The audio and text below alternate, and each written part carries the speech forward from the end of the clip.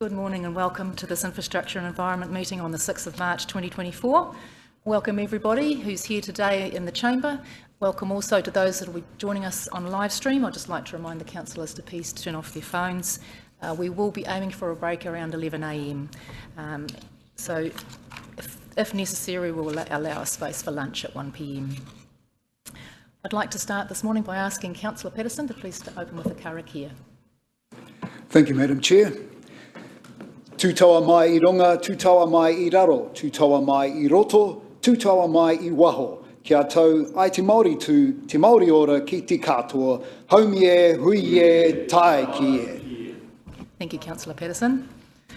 Moving on to the apologies for this meeting, I'd like to ask for a mover and a seconder that there's apologies from Councillor Kai Fong be accepted. At this stage, she hasn't been able to join us online, and possibly for lateness.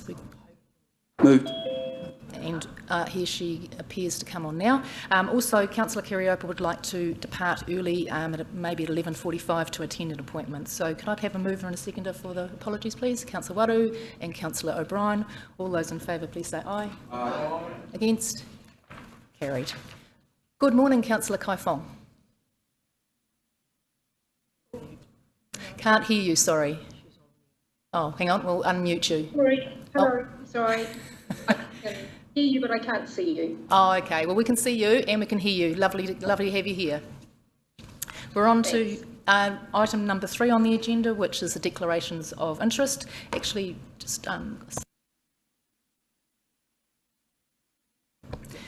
any declarations of interest this morning?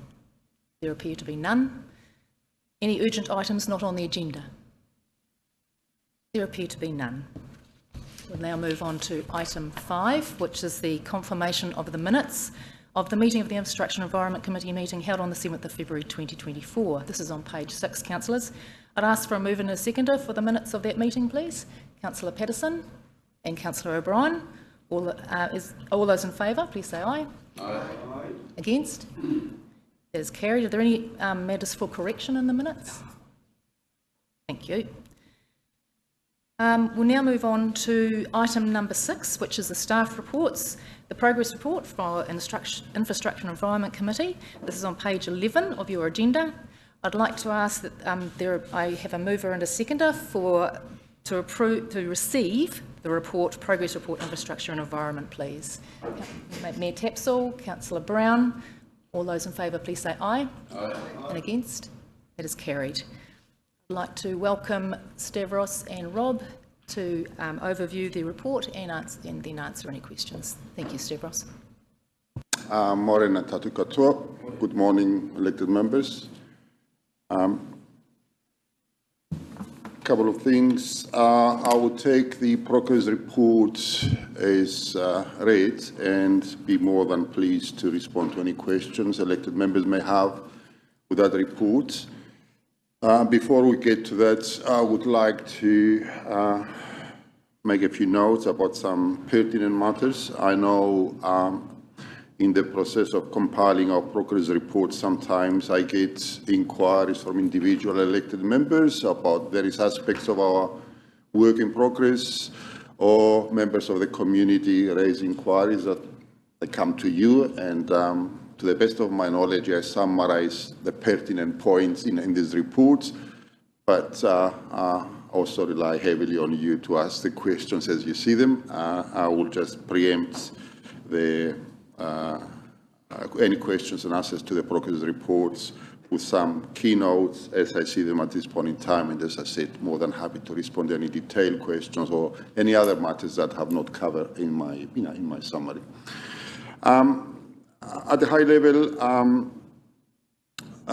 in terms of our key activities in our infrastructure and sports and recreation areas, I note from inquiries I have received and from questions I've received, separately to these states, progress to our wastewater treatment plant upgrade. We are coming gradually out of the most difficult part of that upgrade because the excavations into the old landfill area and to build the foundation so the upgraded components of the treatment plant gradually come to an end and hopefully I expect that to be ready by about May, so it can be above ground, and the surprises level of surprises will reduce. We have encountered, as I reported in the previous meeting, a significant degree of contamination in the old landfill, part of the excavations, especially areas where we had to deploy the asbestos contamination management protocols, as required by our concerns. Some costs have been incurred as part of that process. We are discussing with the contractor the extent of these costs. We have not agreed to any level of cost variations at this point in time, but I do expect that this committee will receive in due course reports outlining in more detail the expectations of that area.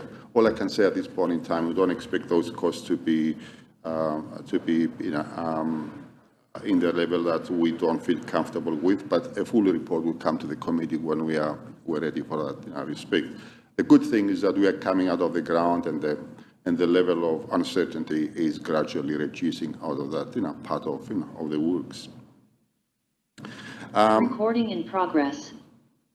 Okay, and another part of our wastewater services activity is, as you know, we are progressing the Lake Tarawera Community Reticulation Sewage Scheme.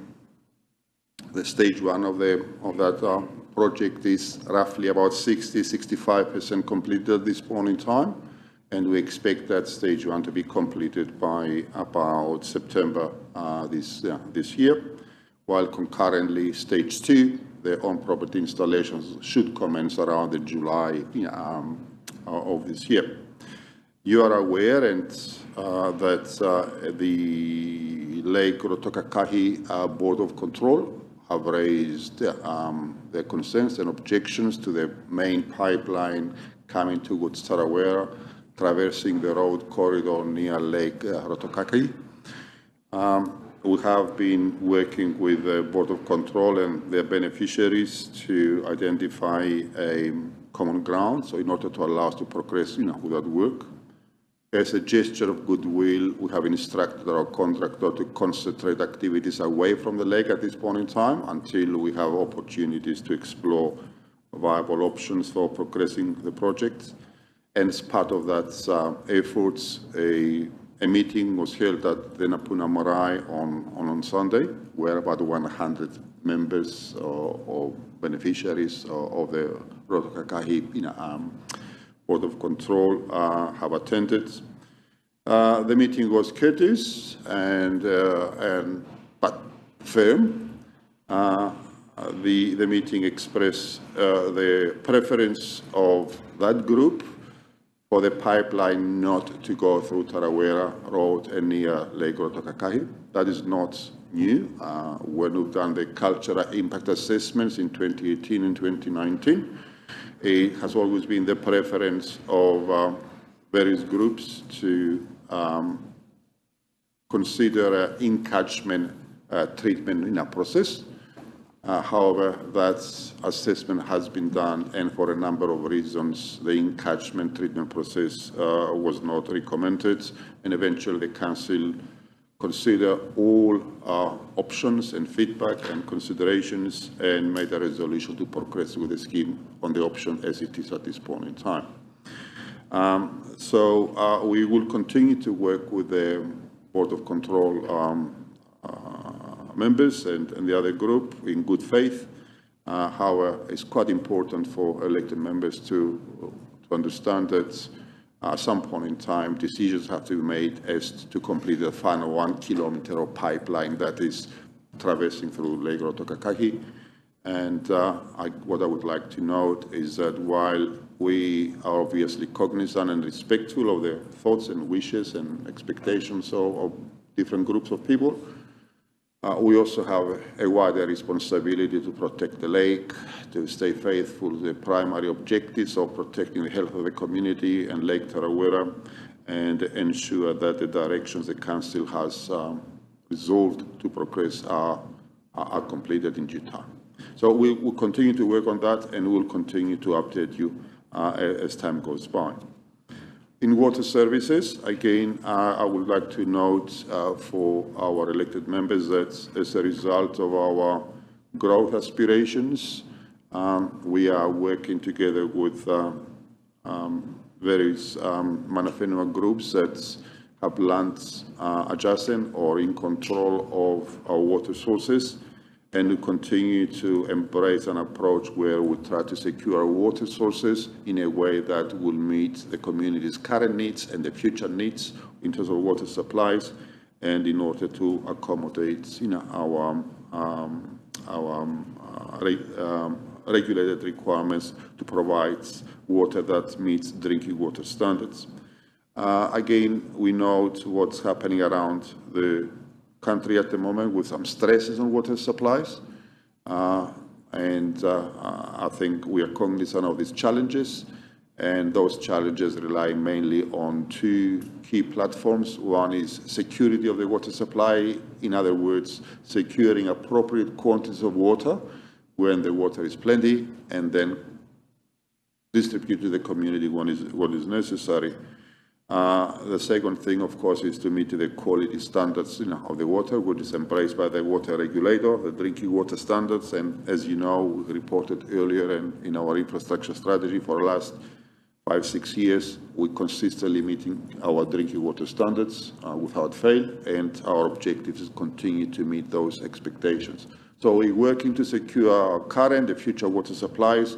We're working to make sure that distribution is appropriate. The asset condition remains stable, so we don't have unforeseeable service interruptions.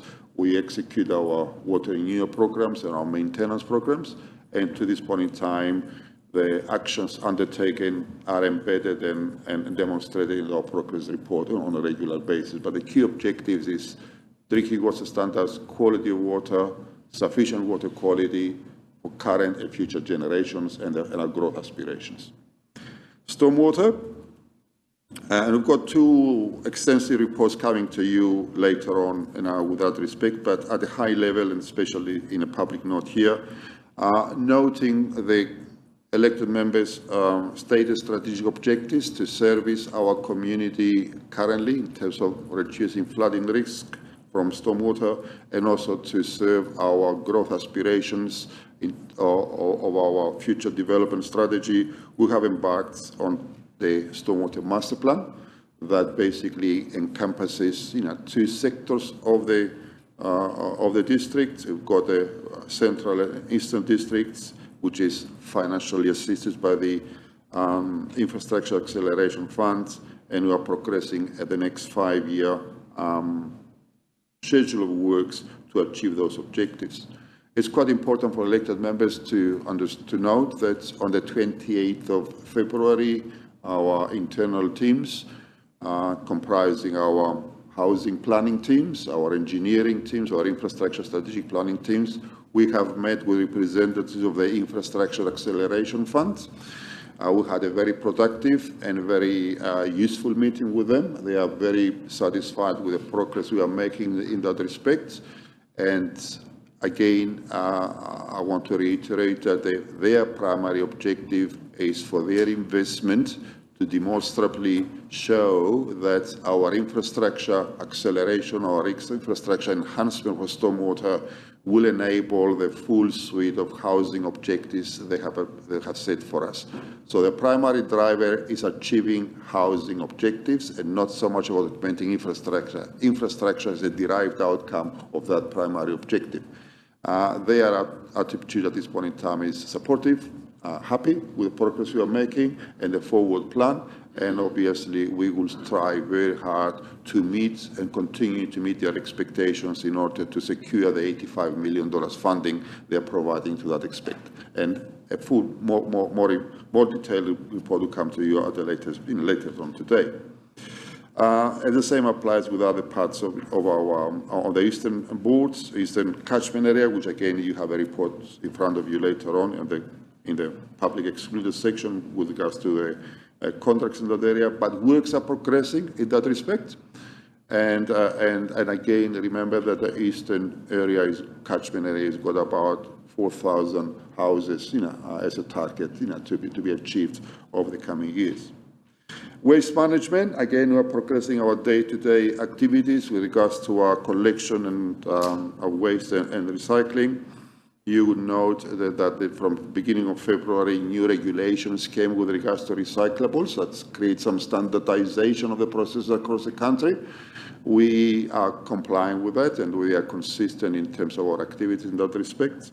You are aware also that as part of your long-term plan draft consultation document, you are considering the extension of services to collect organic and green waste, and a report will come to this committee in April outlining the result of the procurement of that phase, and that report will seek your guidance as to when you wish to commence the activities if it meets your expectations. But of course that will be subject to your final decisions in your LTP in June, once you consider all other pertinent and relevant matters to your wider strategic objectives and financial constraints and expectations. The other area which I'm getting some inquiries, both from some elected members and from the community, as you're aware, a couple of months ago we had to make changes to our recovery center on Tinai roads, where the building facilities had encountered some problems with asbestos contamination and so on. And obviously our primary objective there was to protect the health of the people who were visiting the site and the people working on the site. It had a direct impact onto the way we're receiving and sorting recyclable materials. But again, we've taken steps to ensure business continuity so don't have interruption to those kind of services. And the future of the facilities of the buildings there will be subject to a separate report to come to the committee by our property department with regards to the next steps to be followed. But our business continuity is there. As I said, I've received inquiries from individuals and some elected members about any issues there. And what do you need to know at this point in time is that the services have not been disrupted. The health of the people approaching that area, working that area, has not been disrupted, and a separate report will come to you about the structures of that area to go forward. In terms of our key transport areas, the same way we are undertaking at the moment a draft long-term plan considerations and funding assessments and various progress of work. You should also be aware the National Land Transport Program, the draft NLTP, is in progress at the moment. We have made our relevant transport activities applications for funding based on the funding assistance rates and the funding requirements and guidelines of the Crown agencies. We have based our funding applications on what, as best as you know, on our draft long-term plan, because the two documents, the two processes are happening in parallel.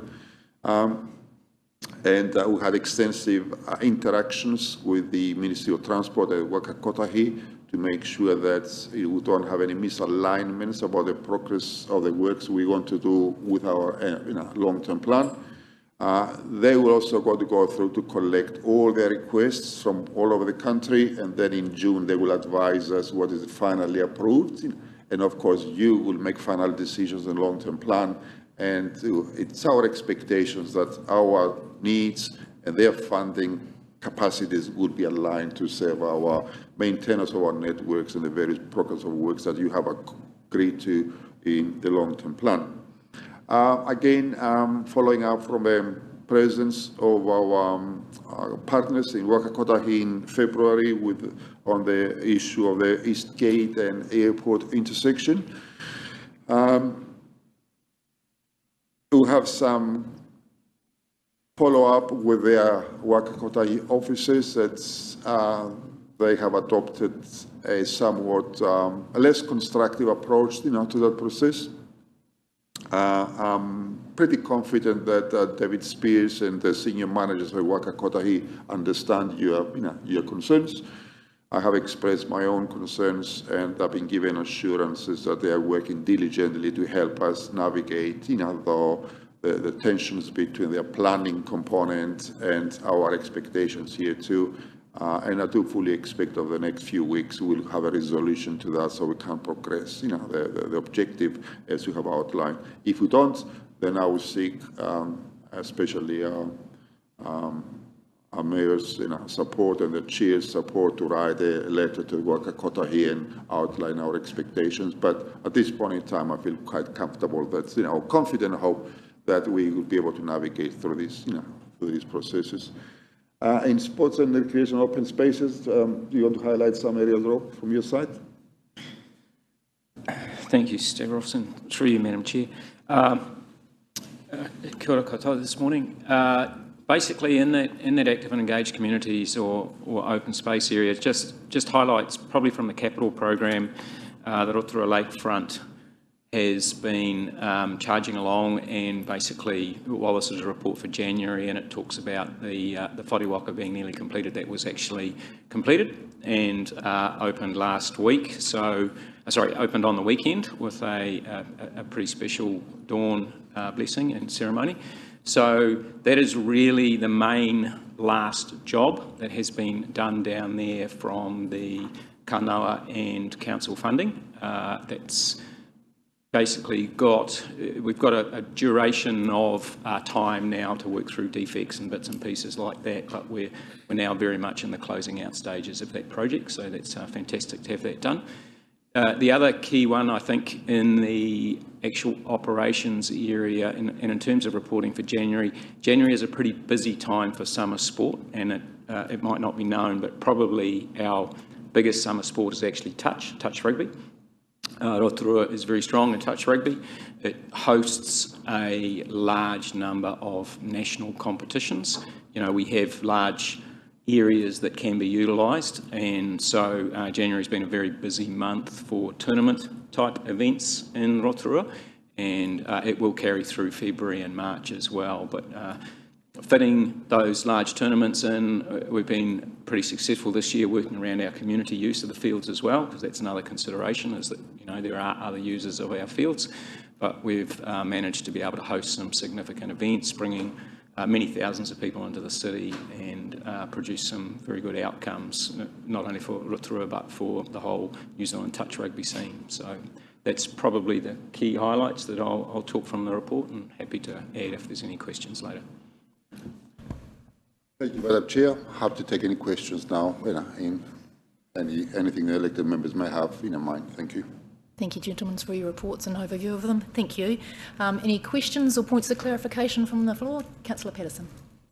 Thank you, Madam Chair. Thank you for your report, gents. Just touching on what you've just talked about there, Rob, great news on the numbers using the stadium in Westbrook. That's outstanding. The Summer Vibes Rugby Festival that Ati brought to us, fantastic event. Also had the New Zealand Development Sevens. That's quite a big coup for us. And it's been secured again for 2025, so another tick in the stadium's future. The Rowdy Junior Touch Tournament, I heard that, and it was. And the New Zealand Touch Open Championships that just coming up this weekend. So when you did the numbers, those total 3 events are 2,500 players or participants and 8,500 supporters.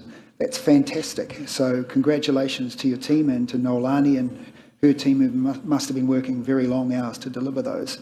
So just looking ahead, my question comes to the winter codes. So on page 22, it talks about them. Have steps been taken to ensure that we've got enough fields and basketball courts to allow for everyone to have a successful season this year?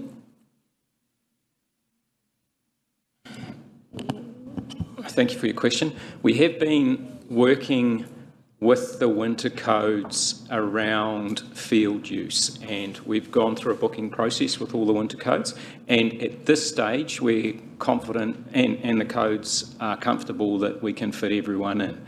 We do have to do some difficult juggling, I suppose is the word, when we're doing field renovations in autumn. So we have a period in generally the sort of late March going into April where we need to do field renovations.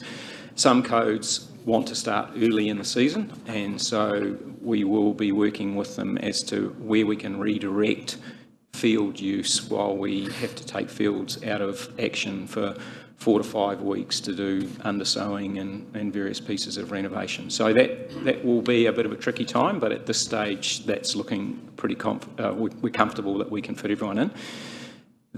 We will also have better capacity at Stadium Number 2 with the lights that we've got now, because we had trouble with the lights last season, so we should be able to accommodate better there. As for basketball, no, we haven't got enough room for the basketball demand, and that hasn't changed for the last 20 odd years, where the actual numbers of basketball teams that can participate are capped, and that's just the situation that we've got due to a lack of indoor sports facilities across the whole district as a whole. And so we will accommodate them as per previous years, but we know that there is a limit on how much we can take there. Thank you. Just following on from that, I recall we've had this discussion around expanding our footprint as far as the basketball courts going, utilising schools, even the EEC on a more regular basis. What happened with that work? Has that been finished? You were going to do something about that? Most of the schools are already being utilised, so Rotorua Basketball runs the organisation of where it can fit people in. So most of the schools are already being utilised for basketball and volleyball over the winter period.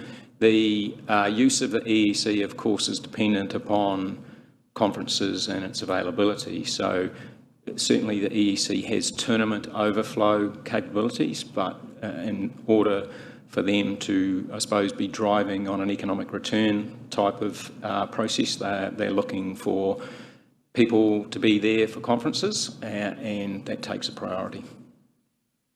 One more question, thank you. Just regarding the toilets and changing facilities around our various fields, I had some rather distressing comments made about Puarenga Park. Have they been addressed? We're working with Lake City FC on some combined work at Puarenga Park. So our intention is to have Puarenga Park in a much better state, those facilities for the winter codes. Thank you. Thank you. Question from Councillor Maxwell. Thank you, Madam Chair. Just following on from Councillor Patterson's question, I've got a couple of questions here.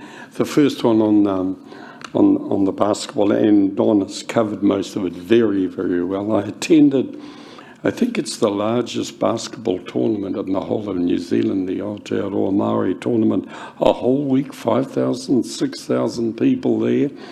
And they've got a beautiful problem at the moment, because in the beginning it was meant to move around probably the country or the North Island, but everyone loves it so much here because not only what's offered down there at EEC, but the schools that they use, but the accommodation, the convenience to everything there. So, yeah, I think they're having meetings coming up soon to try and look at future use.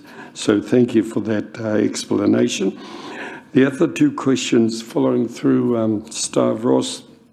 You did say you had a meeting recently with the whānau out at Ngāpuna or somewhere, so either to yourself. The first question I have is, you said in the paragraph here that you're working respectfully with the people there. It will not compromise Council's resolutions or the funding and the support there. Either yourself or Gina, could someone tell me whether it's been, is that guaranteed or things are working well there?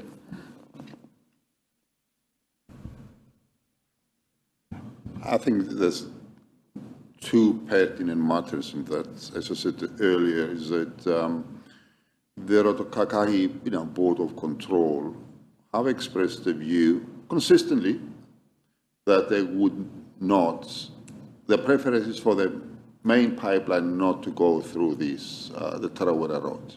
We acknowledge their view. The Napuna residents have continued for a number of years to express a view that they're unhappy about wastewater reaching the system near Napuna, where there's a pump station that brings the wastewater into the treatment plant on the other side. So these are nothing new for that there too. In parallel, of course, with that is the questions of the decisions made by the council, and those decisions have been made on the basis of receiving community feedback, the feedback from the cultural impact assessments, the regulatory requirements, the Ministry of the Environment funding constraints in terms of time frames and so on. And we are progressing to achieve those kind of stages in the Tarawera scheme, as have been agreed by the council, and in view of the various considerations the council has taken to make those resolutions. My personal view is that I don't think the Rotorua Board of Control will come to the view to say now they change their minds.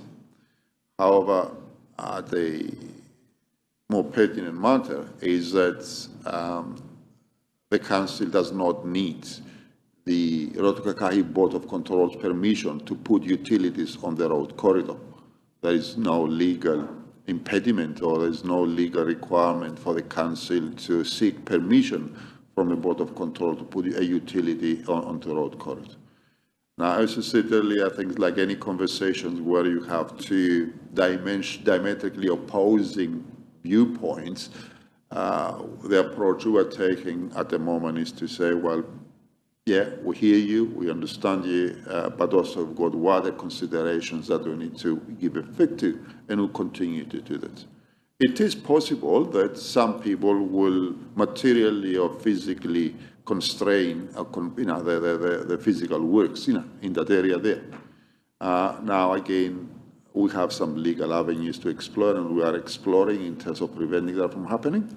However, we left it open to the meeting and to the community there to say, look, we're happy to discuss and optimize and improve. But I think where we are at this point in time, the follow-up from the meeting, they will record their decisions, their resolutions. They're not binding to the council in that respect. It's their own resolutions. And once we have that, we'll respond appropriately to that. And thank you for that. And just a bit further, I know it's been around, this project's been around a long, long time, and time costs money all the time. Can I ask, has the Rotorua Board had a representative or person on those meetings and that over years now, up to now? Have they had a representative there? It gets, Gina probably can help him with that. It gets a little bit tricky because if you, as you recall, especially you, Councillor Maxwell, who've been here, for the duration of that exploration, we have commissioned the Rotorua Lakes Trust to undertake the cultural impact assessment reports. One of the primary objectives of the cultural impact assessment report is to identify which groups are maybe affected by that proposal. So the person who spearheaded the cultural impact assessment reports is also on the Board of Control for Lake Rotorua. Now, it's also fair to say that meetings are taking place with various hapu and manawhenua, and the consistent view has been expressed that everybody would like to see Lake Tarawera's waters to be protected, no debate about that. They would like immediate action to stop the historical pollution of water from septic tanks in Lake Tarawera. It's also correct to say that the preference of some manawhenua and hapu was that an in-catchment treatment process should be explored rather than bringing the wastewater down to the city's main treatment plant. Now, there are many constraints why you couldn't do that, location, land composition, consenting processes, costs. We're just spending $60 million plus on the treatment plant in the city to accommodate wastewater. The Tarawera influent will comprise just about 1%, of the influent, into Tarawera. The presence of pump stations, why in a particular location is to someone else, but we've got over 80 pump stations around the city, and those pump stations have to be by necessity next to someone. So there's no possibility of eliminating pump stations. So the preferences and the practical realities, are not always, achievable. So we are trying to elaborate on that and trying to be cognizant, of the views, but also there are practical limitations of how much, what you can do and how much costs you can impose on the community simply because one group of people would like something to happen. So, Thank you, Stavros. Thank you. Thank you, Councillor Maxwell. A question from Councillor Lee.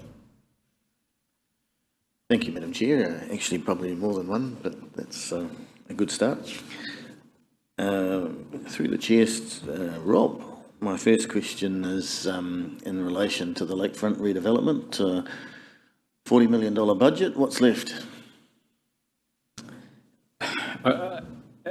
It was a $41 million budget because there was an extra $1 million added for cultural foundation work. We're actually, I can't tell you exactly what's left, but we're still within budget. We basically tidying up work around the end of the lower end of Tūtanakai Street, but we're in the hundreds of thousands of dollars left, not millions or more than that. Okay. I recently learnt that the Christchurch's Margaret Mayhew playground, which is the largest in the Southern Hemisphere, cost $3 million. Can we have a report on where the money was spent on the lakefront? Yes, we can do that. There was a variety of components identified, so we can cost that out and provide a report on that. Yes. And who decided how the money was spent? That was through the proposal process with MB at the time. Council identified a number of outcomes that it wanted to achieve, and then working through the funding process with MB on what met their provincial growth fund outcomes as well. The civil works and I suppose the amenity works were determined from that. I guess employment outcomes were one of the goals from the Provincial Growth Fund. Obviously the Lakeland Queen is one of the things that the community will be missing about the redevelopment lakefront that employed 20 plus people at times. So there is some disappointment in the community about that aspect. Moving on, Stavros, if I may, just a few rapid fire questions. The Mansfield Road subdivision, of which there's a photo on the first page of your report, is that the, am I right, that's the route that the Eastern Arterial Road would have taken? Is that the place? Have I got my bearings right there? Mansfield Road subdivision. Could you just say what page that's on, Councillor Lee, please? Page 11. Page 11. Photo at the bottom right. Thank you. Stormwater swale. Yeah. On the Eastern Arterial? Yes. Yes. Sorry, the Eastern Arterial area. Yeah. Okay. Next page 12, Road to Zero projects. I understand the new government has abandoned the Road to Zero projects now. How's that going to affect our subsidised minor improvements going forward?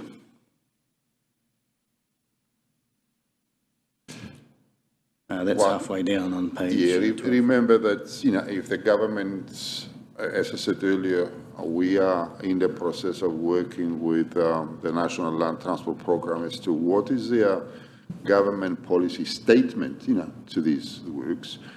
And at the government level, a view has been expressed that they would like to throw concentrate more focus on to maintaining physical assets and a gradual, or I suppose a softening approach towards the road to zero, elements. Now, we haven't heard, back from them as to what is, the implications would be. Usually in what we call road minor safety improvements, the council historically spent somewhere between $300,000 and $400,000 a year, out of which 57% has been subsidized by the National Land Transport Program. Sorry, how much? Huh? How much is 57%. That's the funding assistance rate. Now, we, as you know, in the draft long-term plan for this, which we are considering at this point in time, we have actually considered that to be a priority two, a lower priority than a priority one. And of course, we hear from the community what they think about it. In parallel with that, we will get more clarification from the government about their government policy statement in terms of emphasis on works. What I would hope to see is that if, for argument, the government says we don't want to subsidize road safety improvements, and I think that's a wider spectrum, because I think people tend to think road safety improvements on speed humps, okay? But speed humps are a small component of that. Yeah. Road safety improvements usually improve intersection improvements, exit and entry points and things like that, and pedestrian crossings and in that respect. But let's say if the government says we don't want to spend any funding assistance into road safety improvements or road to zero, then I hope they will stand true to their commitment to put that money into roading maintenance. So hopefully the net effect for us will be a bit neutral. We'll just have to change the investment in a particular activity. Thank you. Just one more. I'd like to give a shout out on page 19 to Gary Coker from the Clean Up Rotorua group that's doing such a fantastic job and was recently awarded the Tidy Kiwi Volunteer for February. I guess he's working in our open spaces. He's an open spaces advisor for council. I appreciate the work that he's doing, pulling wheels out of the lake, out of the Udahina stream and so forth. He's obviously doing a fantastic job. Thank you. Thank you, Councillor. I can pass that on to him, and that is something that he does in his own time. Thanks for that shout out, Councillor Lee. Councillor Kiriopa. Morena, through the chair. Thank you for your presentation. I have 3 questions this morning, please, for you, Stavros. The first is that my understanding is that 2 CIAs were completed as part of the Tarawera sewage scheme process. The first was from Rotorua Lakes Trust as owner of the Tarawera lake bed, who, in the outcome of that CIA was that wider engagement with hapu by council is needed. The second, please feel free to correct me if any of what I'm saying is wrong. The second was done by a representative of Tūhorangi on behalf of that particular iwi with mana whenua over the lands on that specific side of the lake that the Tarawera sewage scheme will cover. And the outcome of that CIA was a resounding no. They did not support the scheme. At the hui on Sunday, which I also attended, the whānau were the hapu representatives from lots of hapu who were there from hapu from Tarawera all the way through to Ngāpuna. They were told by Mr. Rangi at the hui that Rotorua Lakes Council mistakenly assumed but did not confirm that the Rotorua Kākahi Board of Control on behalf of landowners in that area had been consulted as part of the Tūhorangi CIA, but actually they hadn't. Councillor Kiriopa, is there a question, sorry? Yes. Sorry, I'm just giving background to my question. So, thank you. I had whānau coming up to me after that hui asking who gave permission for, or who supported the plan. My first question is, am I right in saying that it's a fact that not one of the multiple hapu from Tūhorangi at Tarawera through to Ngāti Hurunga Te Rangi at Ngāpuna actually supported the scheme?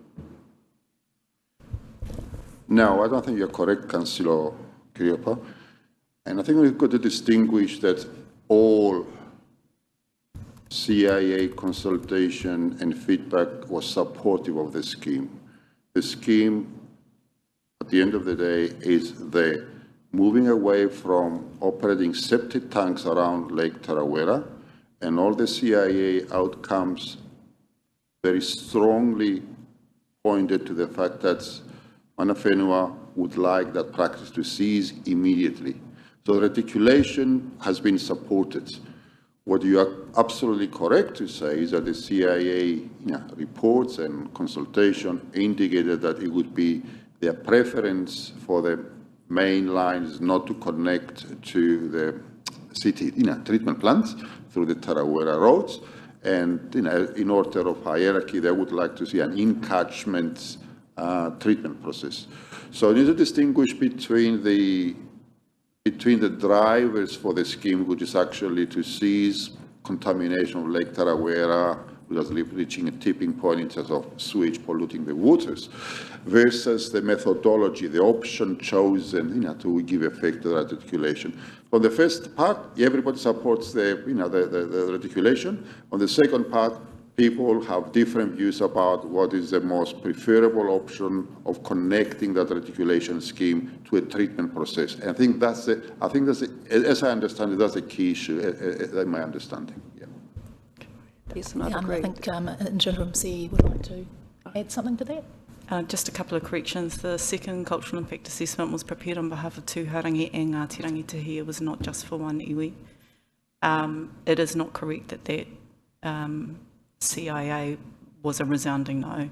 As Stavros has said, there was support for articulation. There was a recommendation that an in-catchment treatment plant be assessed, and that was done.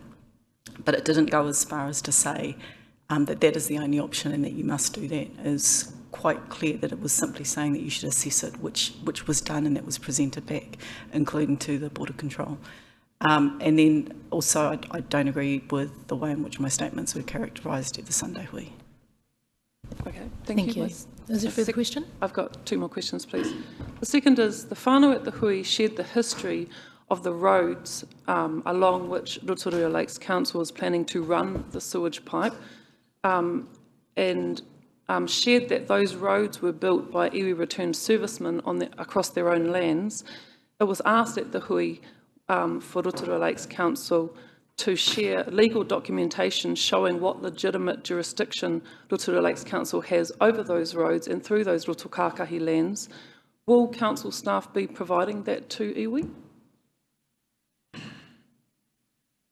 Thank you. To the best of my knowledge, all the transport network and road corridors in the districts that are designated as public roads are part and parcel of district plan.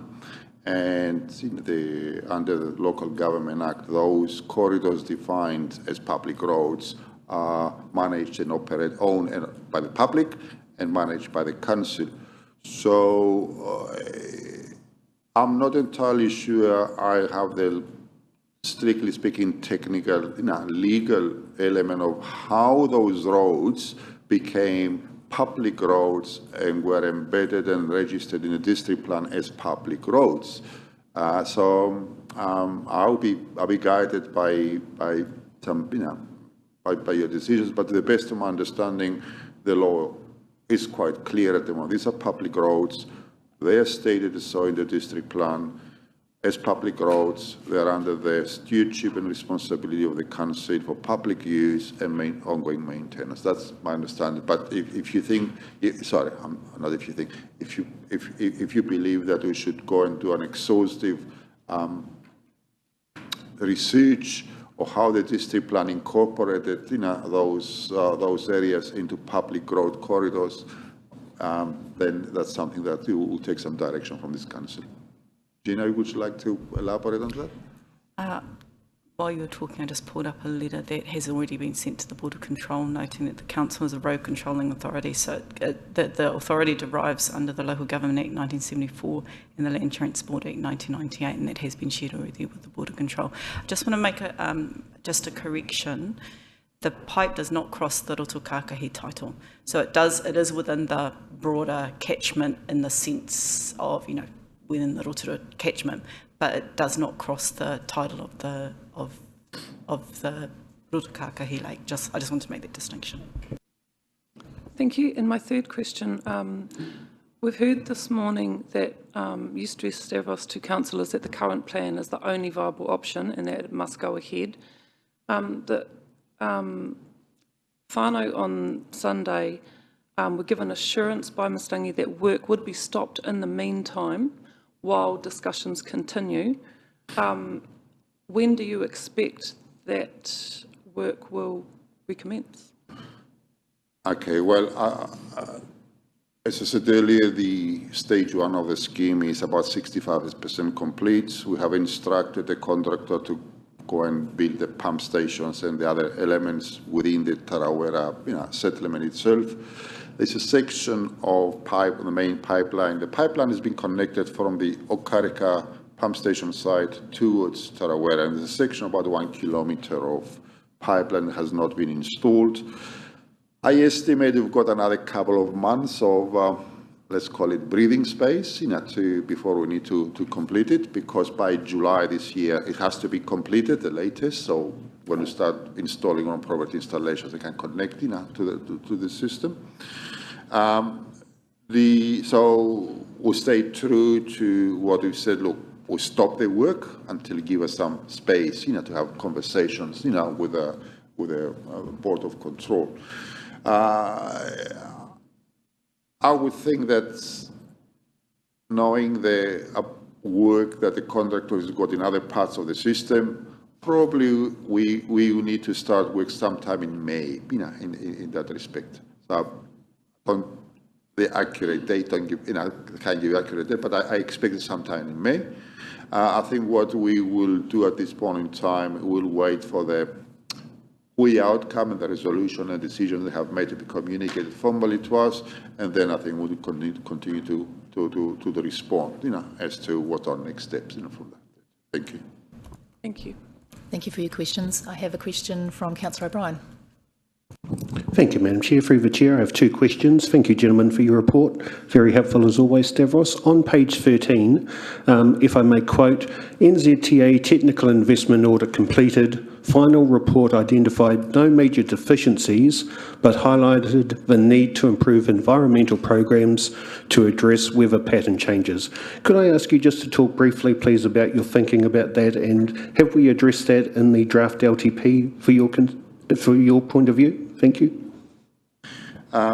Two elements to that, Councillor O'Brien. Thank you. NZTA provides a lot of money for us every year.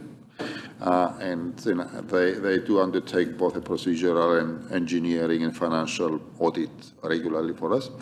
They're satisfied in their audit in terms of us maintaining our assets in a stable condition. As always, they would like to see more smooth surfaces and improvements in that area, but when you push back and ask the question, will you match it with your funding assistance? And they say, oh, we've got limitations. So our limitations are also influenced by their own financial limitations. When they're talking about environmental improvements, I think they recognize, and we all recognize, that climate change is impacting on the weather patterns and the severity of weather and so on. And the district, especially in the rural side, I might be not very accurate, but I'll use the round number, which I think is accurate enough. We've got about 2,000 culverts that go under the roads. Those culverts have been constructed since the 40s, 50s, 60s, and Chair Barker is fully aware of a couple of cases we're working through at the moment. Their capacity at that point in time was designed to address a rain event of 1 in 2, 1 in 5, 1 in 10 years maximum. Modern standards requires us to design stormwater systems and environmental response systems to 1 in 100-year event. So they point to us that, look, the gaps or in that capacity eventually leads to impacts on the road foundations, because you have water rising under the road, it affects the foundations. And as a road controlling authority and as a road funding authority, they would like to see more proactive approaches to minimize that adverse impact of weather patterns. Now, to be perfectly honest, are we able to address all these constraints in the short term? The honest answer is no. Our long-term plan, our infrastructure strategy, as I have said earlier, identifies the most critical parts, and we're gradually working to improve that. So NZTA, I understand that, the workout, I understand that. They will continue to push because they know that every time a road suffers a damage and they have to go and repair it. For example, they just approved for us about $2.9 million of expenditure for last year's weather damages. They would like us to spend more money into these proactive areas so they can minimize the reactive support they give to us, which carries a funding assistance rate, usually about 75%.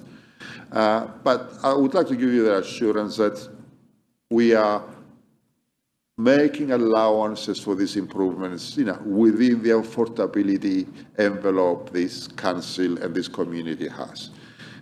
If you ask an engineer, pure engineer's approach to that, is I would like to have $100 million to do it.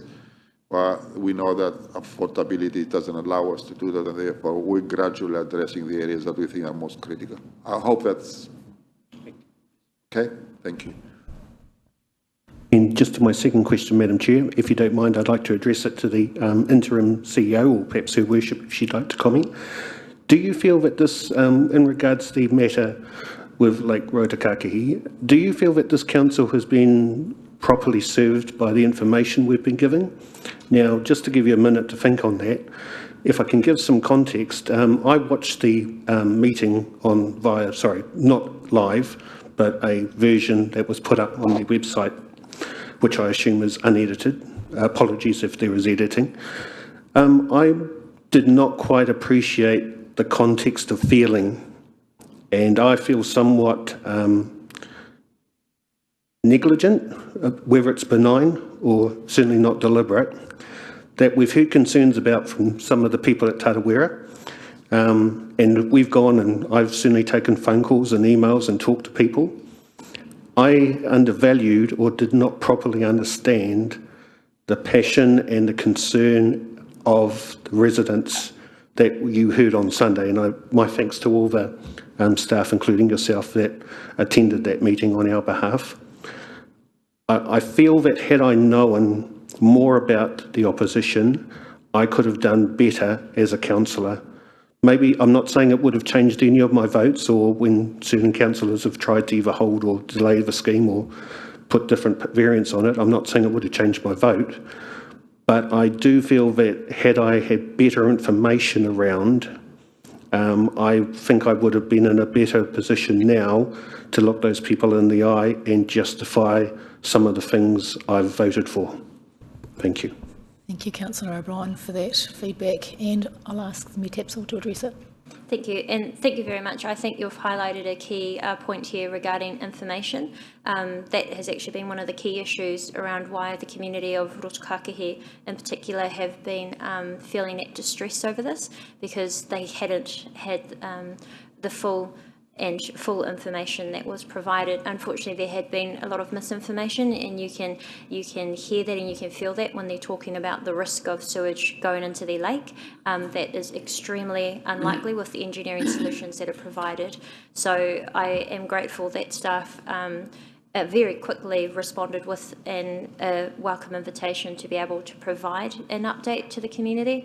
I think it's very positive that they went out to speak with them directly, and I am grateful that that community took up that invitation for it. So yes, there has been a lot of hurt and distress, but as a council and as elected members, we need to represent the best interests of the entire Rotorua community, and we know that the purpose of the scheme, as has clearly been outlined, is to protect the already current pollution of sewage, unfortunately, into Lake Tarawera.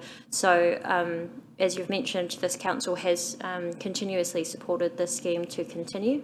We will always listen to the feedback. That is what has happened, and we can take on board their concerns and also provide further information to them, and if necessary, provide additional solutions to relieve their concerns. Thank you, Mayor Tapsell. I believe Interim CE would like to say something too. Look, I think One of the challenges that we've faced, first thing is that you can be assured that any project involving wastewater is going to be controversial. There is not a single project in the country that is going to be free of controversy because of the abhorrence that people feel for human waste.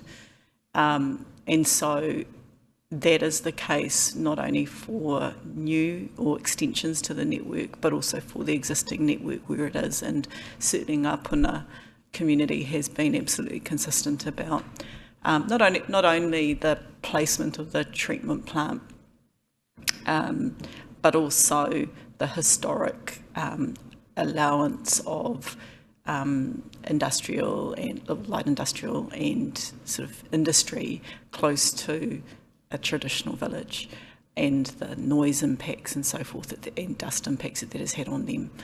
That has been absolutely consistent. In terms of the information that we provide to you, I would say that we have relied heavily on the cultural impact assessments. It is always for mana whenua themselves to determine what are the values and the impacts of a particular project. I think that, and the CIA deals sensitively with the balance between those who didn't want the project to proceed or only wanted it to be an in-catchment plant and what was unanimously adopted by the community steering group, which included mana whenua. That has been reported consistently. Which I would also say that we had been trying to engage directly with the owners and have made ourselves available to meetings in the past, but this was the first time that we've been invited to a meeting. So I think in terms of, and I want to acknowledge the infrastructure team for their support for making that happen, both in terms of resourcing the hui, and a significant number of people that were there, as well as for just the openness of attending a challenging community meeting. But that was the first time that we had been invited or permitted to be in there and hearing directly from the community ourselves. Thank you. Is that Thank you, Madam Chair. Thank you to Her Worship and also to Gina for those. I think it's answered the questions probably the best that the question could have been answered.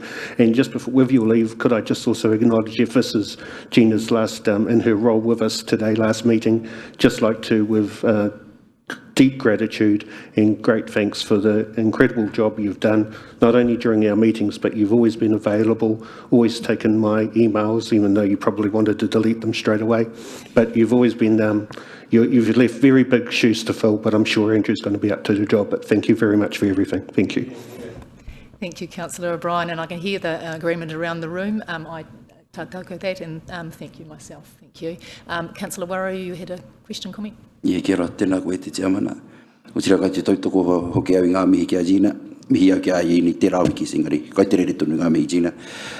But also, we spoke about the EEC there briefly, so e tangi atu ana taku ngākau more Jolene. Tēnei wā, te matengo tana tamaine, so I just sort of acknowledge that because she does a hell of a lot of work for us down there. That aside, ko kōrero hea tērā. Just got a few questions, just in terms of the meeting that happened over the weekend. Could you confirm, I'm not too sure, was that a hui a hapu a iwi owners rānei?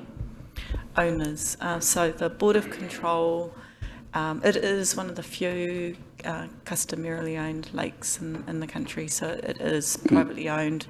That includes both the title of the bed and the water column as well, which is not unique but very, very rare. And it is owned by a list of individual owners who derive from particular hapu, but not all members of the hapu will be owners. But yes, so it's shareholders in the lake or beneficiaries of the trust. Thank you for that confirmation. And this, I'm just picking up on a few things around the CIA. Can you confirm, maybe it's a you question, Stavros, obviously there were reports were done, two I hear. Who was the contract holder of those reports? Rotorua Lakes Trust, commission Wally Lee and Bill Warbrick, Lee Warbrick, to undertake the CIAs and conduct the meetings, the hui with the various hapu, affected parties, and the constructed, and Nikki Douglas had an overview of the whole process on Rotorua Lakes Trust. So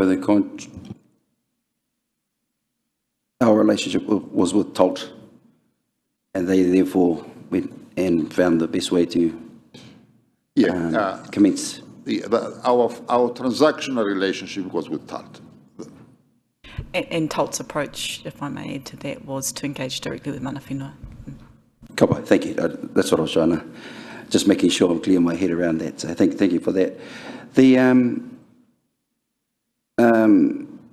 Well, actually, a lot of my questions for that particular that have been answered. So thank you, and also I tautoko the fact that our team did go and front up at Te Rui. Not an easy thing to do, even when you're part of the hapu iwi. So mihi ana kia koutou.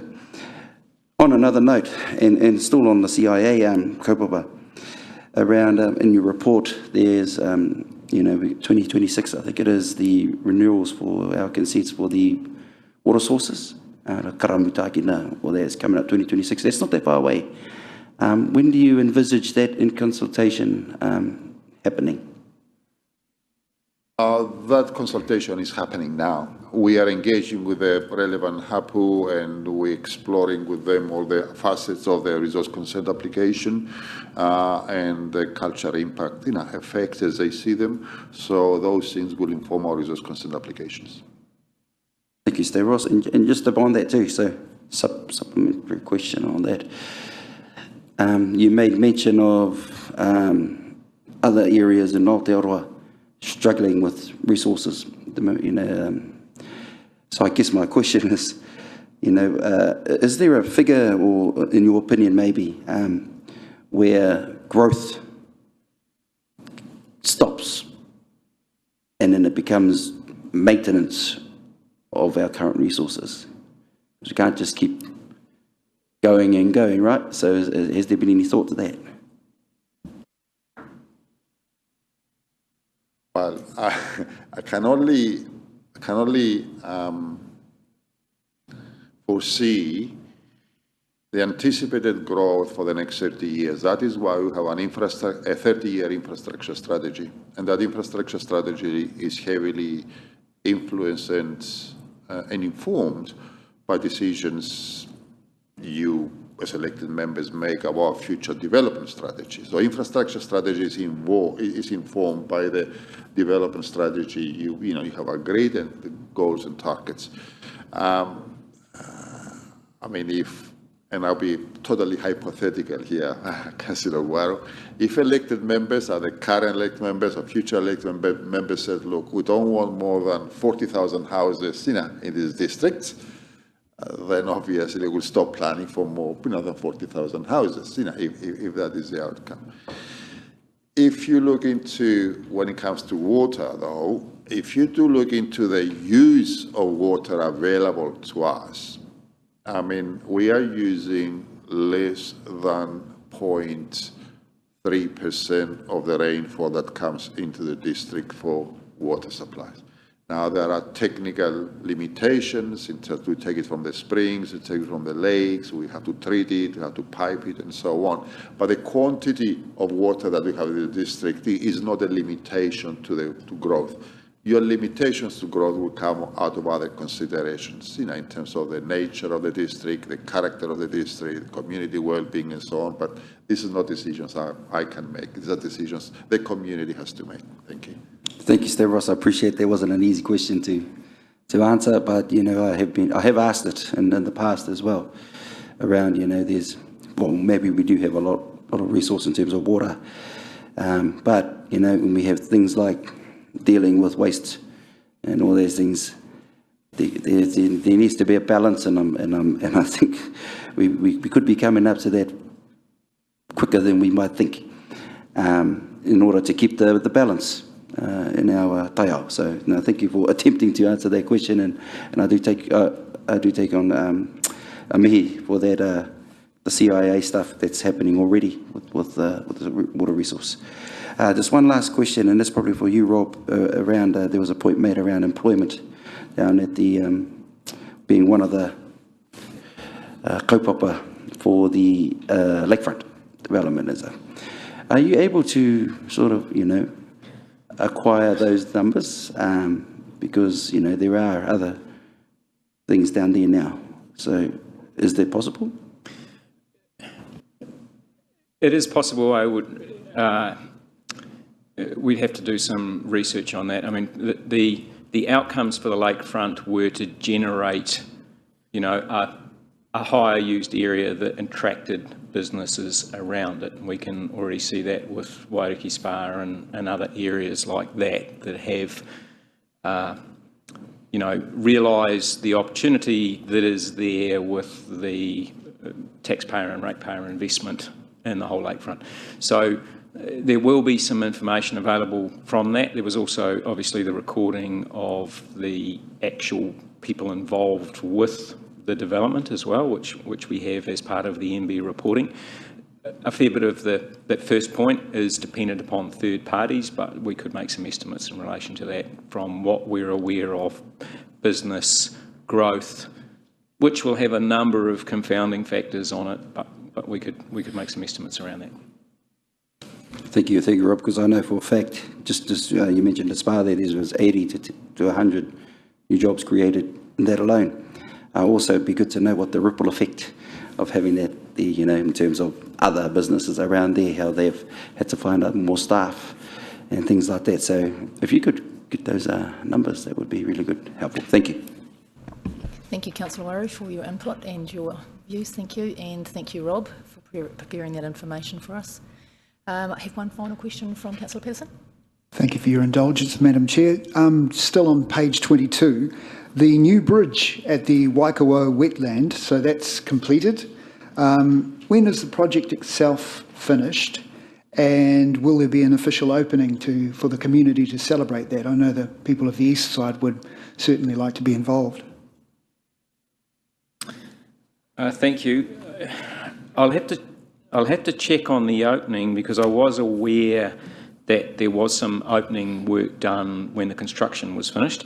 The actual project finishing will take a while, because there's still more planting to do and releasing and things like that. So I would expect that, and it's never going to be a walk away, but the situation will be that the vast majority of the work done is there will be another planting season this year. So 12 to 18 months, that would be my guess. Excellent, thank you. And lastly, I notice at the bottom of the report, before we go into the confidential side of things, it's this great paragraph that says there's also increasing interest from volunteers across the community for setting up care groups to carry out environmental enhancement work in reserves. So the engagement and open spaces team are working with these volunteers to establish agreements and work plans. Now that all sounds very similar to a number of the items we raised in our LTP planning sessions, that we wanted to see our reserves being taken by our community and driven and developed by them rather than driven by us. So I'd just like to commend your team for actually taking that and running with it. Thank you. Thank you, Councillor Patterson. I appreciate those sentiments too. And thank you, gentlemen. That appears to be all the questions for today. So you're welcome to move away, although you may be needed shortly, because the next portion of our meeting is section 7 on page 23 of your agenda, the resolution to move into public excluded. Now there's several items to be dealt with in this section, and I'll just run through what they are. The first one is the Infrastructure and Environment Committee meeting confidential minutes that are in draft for the 7th of February. And the number 2 is the procurement strategy, professional services for the investigation, design and implementation supervision of the Infrastructure Acceleration Fund, stormwater enabling works. And then the third item is the contract 22/028, the Morey Street flood detention dams and wetland extension of contract value to meet the additional consent requirements. I would need a mover and a seconder. And the reasons that we would do this, go into public excluded, are that we were protecting information where the making available of the information would be likely unreasonably to prejudice the commercial position of the person who supplied or who is the subject of the information involved. Can I have a mover and a seconder to move into public excluded? Thank you, Councillor Wang. Seconded by Councillor Waru. All those in favour, please say aye. And against? Councillor Patterson and Councillor O'Brien are against. That motion is carried. Thank you. Now I'll just allow time for any members of the public. Yes, Councillor Waru. Seeing as it's coming up to 11 o'clock soon, would we be maybe stop it here?